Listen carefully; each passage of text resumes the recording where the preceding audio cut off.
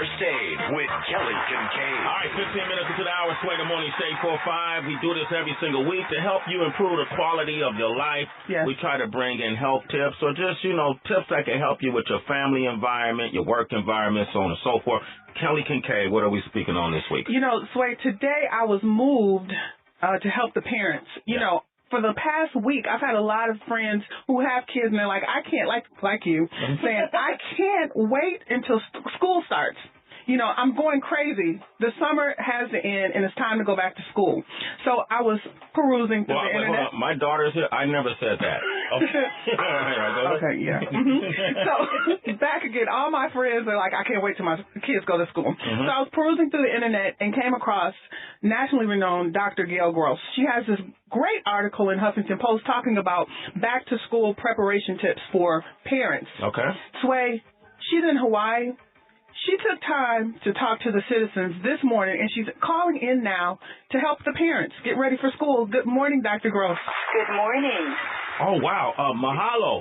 Mahalo. Yeah. Well, first of all, thank you for calling in today. We really appreciate it. What's the weather like over there right now? I don't want to tell you how beautiful it is. Wow. Now, which island are you on? I'm on the Big Island, Hawaii, and we have the family feeling here. We call it the Ohana. And so everyone here is like a community. There are no strangers, really, in Hawaii. Wow, that's beautiful. Our president comes from here. Yeah, President Obama, right? Right. So he was really born there? Yes, he was. Okay. So you just answered that. On the island On the island of Oahu. of Oahu. Dr. Gross, Sway has interviewed the president about 6 or 7 times as well. Thank you for throwing that in, Kelly. Thank you, Doc. Today I wanted you to call in to talk about back-to-school tips for parents. One of the first things that a lot of parents need to know is to plan ahead. How important is that? Planning ahead is everything. It takes the stress and anxiety off your children. When you're rushing and they don't know what's going to happen and they aren't prepared for what's going to happen, they can't cope. And everyone is stressed, and children take their cue from their parents, and they become stressed. But if mom and dad just think even a week ahead and move their children slowly into the new schedule, the new feeling of getting back to school, kids will take their cue from their parents. If parents are confident and competent and calm, so will the kids be. If parents are optimistic, school is going to be great, you're going to have fun, kids will look forward to it. In the article, you talk about separation anxiety, and there's a lot of kids going to high school, going to the new school. How important is that for the separation between the parent and the child? That's really a big deal, especially for little kids. Little kids see their parents as just an appendage, an extension of themselves. They don't even think of mom and dad as separate. That's why divorce is so tough on kids. They say, my mom, my dad, and there's this real possessive feeling because they really feel so connected to their parents. So to go to school and leave their parents, especially younger children, even nursery school, kids start feeling anxious and they get what we call separation anxiety. And parents feel this too, even though you've had time with your kids and you're ready to send them to school in some cases, nevertheless, you miss them. You miss I had my grandchildren visiting for a month. And when they left, we were so sad. We saw them fly off, and it took us a week to get back into the rhythm of no little kids coming around. And so the important thing is for parents to parent, to be reliable, not to act like children and burden their children with their feelings. Yes, you are going to feel separation anxiety yourself, but don't carry on and over-pamper your children and over-attach to your children so that they can't go off and go to school. You're trying to make them brave and trying to teach them skills so that they ultimately can go off, can grow up, can be adults. So it's really important to parent and also to listen to your children, to invest in their feelings and let them invest in their feelings by telling you how they feel. And if they're invested in their own feelings and you listen to them, not demean them or make fun of them or diminish them. If you listen to them, number one, they'll tell you everything. Number two, they'll be a part of the solution. And they'll say, oh, Mom, you can say to them, what can we do to make this easier for you? And they can say, well, maybe if you have my favorite dessert when I get home from school, you know, my favorite snack, or maybe if we go for a play date after school, or maybe if we look forward to doing something on the weekend. And you listen to your children, and really, Dr. Gross, they will be braver if you're brave. If you're brave. Dr. Gross, one of the reasons why I wanted you to keep talking is because your voice reminds me of a show I used to watch as a kid called Romper Room. Remember that? And that lady's voice was so soothing. It is soothing. Yeah, I'm just so relaxed right now. This is what I want to do. I want to offer our audience, like, we got Mark on the line from Milwaukee. You have a question, right, Mark? Mark, are you there? Hello? Yeah, Mark, what is your question? Hello? Mark, what is your question? Yes, I think that you guys have a great show. Okay, thank you, Mark. All right, so what we're going to do is we're going to open up the phone lines for those who... Can you hang that up for me, OQ? All right, great. If you have any questions about parenting... Yes, we have Dr. Gail Gross on the line, and she has great tips for back-to-school preparation. All right, 888-742-3345. This is for the kids. And now, more First Aid with Kelly Kincaid on Shade 45. All right, Sway in the morning, Shade 45. 25 minutes into the hour, we have Dr. Gail Gross joining us, and we're speaking on... Back-to-school tips to prepare the parent and the child. Okay, so Dr. Gross, we got a few phone calls here. People have some questions. You don't mind answering them, right? Great. I look forward to it. Okay, Bridget from San Antonio is on the line. Bridget, good morning. How you doing? Good morning. Hey, Bridget, you there? Yes, sir. Hi. Hey, how's it going? Hey, say what's up to Bridget. Hey, Bridget. Hi, Bridget. Bridge. So what's your question, Bridge? I don't believe my son's swag is where it needs to be. It may sound harsh, but I'm a different kind of parent. If you're a dork, I'm going to call it out, and I'm going to help you fix it. How can I help him be not picked on, because he does things that are different? And it's okay to be different, but, you know, kids are cruel. Okay. So how can I help him? You know, Bridget, this goes along with preparing... Wait, hold on, Dr. Gross, 1 second. Bridget, can you turn your radio down for me, please? Okay, go ahead, Dr. Gross. Go ahead. Thanks, Shay. But Bridget, this goes along with preparing your children for school. You know, a week before school, talk to your kids about what it is, and in your case, your child, what it is they can expect at school. And that bullying is a big piece of what it is to be going to school and what you have to confront, because all kids have to deal with that. And what you want to do is practice and rehearse your child on how to deal with bullies. And point 1 is to go to the guidance counselor. Point 2 is to go to the principal. And you have to show them that there's nothing to be embarrassed about, they're not snitching on anybody, that there are school rules, and everyone has to know the rules. That's a part of growing up and being in life. And to know the rules is to feel confident. And you want to prepare your child by teaching them the rules. So you have to teach them how to protect themselves at school. And this builds their self-esteem. This builds their confidence. And ultimately, if they'll start valuing themselves and having confidence in their behavior, they'll value others and trust themselves and trust others. Because all of these things, trust, confidence, are based on experience. And not only do you want to prepare them for what it's like to be bullied, but you also want to talk to them about safety tips, such as abduction, kidnapping, how to handle things like that, because kids today are confronted with that. I don't know the age of your child. But how old is your son? 6 years? He's 12, or how old is he? He's 11, but it's not so much as I want to prepare him on the policies of school, because not all the time issues get to that level. It's handled on the playground, at the locker. Because I'm trying, I don't want to sound like a bad parent, but I'm trying to give him like those snapbacks. Like if they say, "Oh, your mama this," and I'm like, "Oh, well, your mama this." You're trying to kill your parents. That's what kids respond to. So you feel like your kid isn't cool enough to handle himself? Right, because he's so rude. Like he got what she just said. He got that down to a science, and that's going to keep him being bullied. Right. And that's because I'm living this. But what she said about confidence, I think too, is if your kid, if he radiates confidence, he probably won't get picked on as much. But I mean, what do you say to that? I mean, at the end of the day, you practice and rehearse with your kids the things that they can say.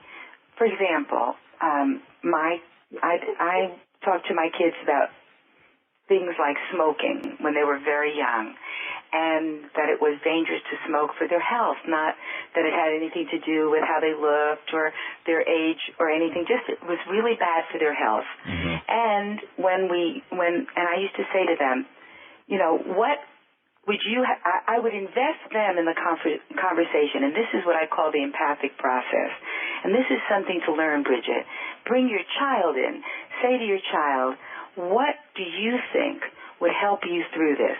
What could you say when you're picked on about this and this and this? What could your comeback, if you will, be that will make you feel okay? In my daughter's case, she had allergies, and she used to say, well, I could say I'm allergic to smoke.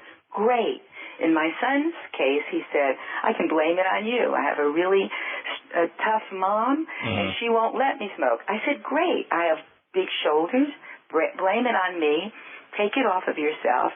And at the end of the day, practice that response so that the minute something comes to you, you have it. And actually it works. My son was a track runner and a football player, defensive running back. He was no sissy, but he knew how to come back with these one-liners that made him respected, didn't make him look like a sissy, and he never smoked. I like that. I like that. I like that too. And Dr. Gross, we're going to have to shorten the responses so I can get a couple of people in. Bridget, I hope that helped you out a little bit. All right? Thank you. Thank you. You too. Courtney is in South Carolina. Real quick, what is your question, Courtney? Hey, everybody. My daughter just started daycare about 2 weeks ago, and I think she's having some separation anxiety. Every time I drop her off, she cries, and every time I pick her up, she cries. Do you have any tips on what I could do to get her to interact more with the kids? Every time I come in there to pick her up, she's sitting by herself, and she tries. I think everybody's trying to interact with her, but she's so used to being around adults that it's a little hard for her to interact with kids. Do you have any tips? Actually, all children, what is the age of your child? She's 3. She's still going through attachment issues and separation anxiety. We can measure her saliva and see that hour by hour her cortisol is going up, and that means that her anxiety is going up. She's just learning to play with other children. Until 3, kids play side by side, but they don't really like to interact. What she needs to do is feel safe in her environment. That's really what you want. And at the end of the day, you need to make sure she's in the right place. Sometimes when kids act out, they're really not in the place that's good for them. So do your homework. Check out the place that they're going to school, the preschool. Make sure that nursery is a safe, nurturing environment. And then if it is, take a little time, maybe get off a little early, leave, go to school, go to your work a little late, ask for a little time so you can work with your child to make them feel comfortable and again, practice and rehearse so that you leave them a little bit less time. Look at the clock, tell them mommy's going to be here at such and such a time. Be reliable. Show up at the right time. Don't let them down. Okay. Little by little, you can teach them to be safe where they are. Okay, Dr. Gross, this is what I'm going to do. Courtney, thank you for your call. Thank you.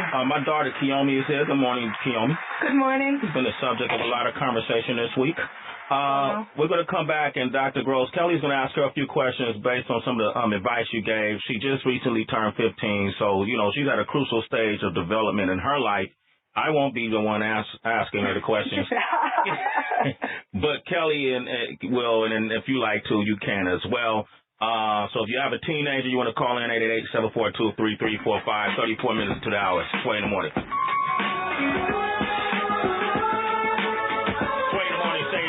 you know, school season is here. Yeah. My daughter's in town with her great friend, and my little homie Madison is with us, who starts school. Madison, when you start school?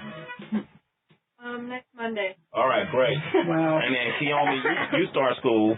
On Thursday. On Thursday. Okay, we have Dr. Gail Gross joining us. We're in the middle of our segment, First Aid with Kelly Kincaid. And, you know, Dr. Gross, the first thing we talked about was planning ahead. And, Kiyomi, you're going to the 10th grade, right? Yes. High school. I always felt for me, 10th grade was kind of like just stuck in the middle. You're not graduating. You're just getting in. You know, it's just another year in high school. What is something that you're looking forward to, or maybe you have a little anxiety going into the 10th grade this year? Well, I go to a really rigorous school, so 10th grade isn't just another year in high school. You have to start preparing for college and just choosing the colleges you want to go to, figuring out what you want to do with your life. I know it sounds like it's really early, but that's what our school is like. They tell us, like, you have to start thinking about that, start planning out your classes to make sure that they fit the criteria for colleges. So I know you're very go-getter girl, right? Yeah. But when you're telling me that, I feel a little anxiety because, like, now you got to start thinking serious about SAT scores. You know, I got to do everything right this year to prepare for college. Dr. Gross, is there any tips you can give for 10th graders or kids who have this new goal on their list for college? Well, you know, this young lady has it right. I can tell by the way she is talking. She's doing all the right things. So congratulations. And basically what it really, and what that says about you is that your mom and dad have done a really good job guiding you and putting you in the right place. And basically it's, in this case, back to the know the rules, she knows what is required in college, knows what courses she needs, and it's important to keep your grades up, to get into a good college. If you're college bound, it will change your life. And Dr. Gross, what can parents do? Parents can be informed and go with their children, support their children, find out what they need, find out where they need to be. You know, it's not only asking something of someone, it's knowing who to ask. So go to the guidance counselor. Right. Find out what the schools that they're interested in require. Different schools lean on different things. Some are more interested in one thing, you know, and some are interested in another, especially when you have your college interview. What are they looking for? You know, taking a test is not only knowing information, it's knowing what your teacher is looking for. And, you know, being that we have a teenager in the room, Kiyomi, how can your dad and how can other parents help kids like you prepare for this? How can they deal with this process? For the college preparation? College preparation, going back to school, like this is the final days before you go back to school. How can they help peer you with pressure? Yeah, peer pressure. Well, for college preparation, I know that a lot of the honors and AP classes recommend that we take them because since the SATs and the ACTs have a lot of difficult questions on them. Tell your dad what he can do. Look him in the eye and go, Dad, this is how you can help me. Well, you've done it already, but for other parents, just make sure your kids are challenging themselves. Right. Because not saying, like, no judgment against people. Everyone's at different levels in academics. But you should try to challenge yourself because I know, like, I was talking to a geometry honors teacher, and she was like, it's better to take the honors classes because when you do go into SATs, you're more prepared. And so you have more knowledge than maybe the lower classes, which don't cover as much material. So I know just challenge yourself. Also, before school starts, maybe just talk to your kids about making sure they don't procrastinate about summer homework. And what about peer pressure? Oh, peer pressure. Peer pressure is really interesting. Hello. We found a way. We on Main Street. Yes. On Main Street. I don't know. A general rule for me, I guess, is if you wouldn't want your grandma to see you doing it, don't do it, maybe. How about the dad? Yeah, dads. But, like, you're more embarrassed by your grandma. Like, you wouldn't want to do bad stuff in front of your grandma. You love your grandma. Or maybe you don't, but still. Like, but also, like, I don't know, for peer pressure for me, I just have always just made sure that I stay true to myself, and I know it may be really hard, and having, like, judgment from other people, like, hey, oh my gosh, that kid's not following what we're doing, but in the future they're going to look back and be like, wow, that person was really independent and didn't need to follow the crowd to be who they are. So that's Kiyomi right there. That's my daughter, Dr. Gross. You know, you did a great job, Sway, because Keone is individuating, and not many children and teenagers can individuate, but she is. And that means that she's developing her own strong center core and listening to her own inner voice, and that's why she won't be vulnerable to peer pressure. And you gave her that very early. And her mom. And her mom. And your mom. Her mom. She had great parenting. Good for you, Keone. You are... You've been killing our names. That's Kiyomi, and I'm Sway. But thank you, Dr. Gross. And for all the citizens. I just want to say one more thing to the mother about the child with separation anxiety. Find a little buddy in that classroom, some little child she likes in nursery school, and do a play date on the weekend. And that will give her more of a comfort zone. Right. Oh, fine. I'm going to put up the article, the back-to-school tips, up on Sway's Universe. And if you want to reach Dr. Gail Gross on Twitter, it's Dr. Gail Gross. She has a lot of great things and tips for parents and children. And thank you. I hope that you can join us another time on First Date and Sway in the morning. Thank you. I look forward. Thank you, Kelly. Thank you, Sway. Aloha. Aloha. All right. Take care, Dr. Gross. Kiyomi. yes, You did an excellent job. thank you. I think Kiyomi a round of applause. Now go to your room. I'm joking. All right.